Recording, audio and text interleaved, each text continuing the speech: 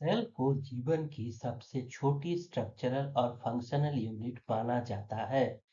किसी भी स्ट्रक्चर को सेल तब कहा जाता है जब उसमें कुछ बेसिक चीजें मौजूद हो। मानव शरीर के अंदर 30 ट्रिलियन से भी ज्यादा सेल्स हैं।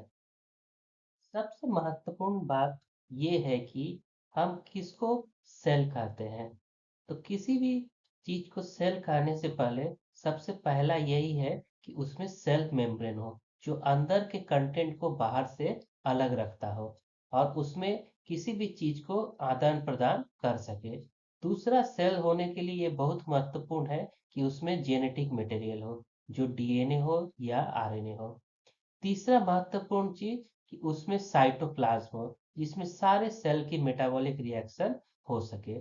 चौथा, उसमें राइबोसोम होना जरूरी है, क्योंकि राइबोसोम के बिना प्रोटीन सिंथेसिस नहीं हो सकता।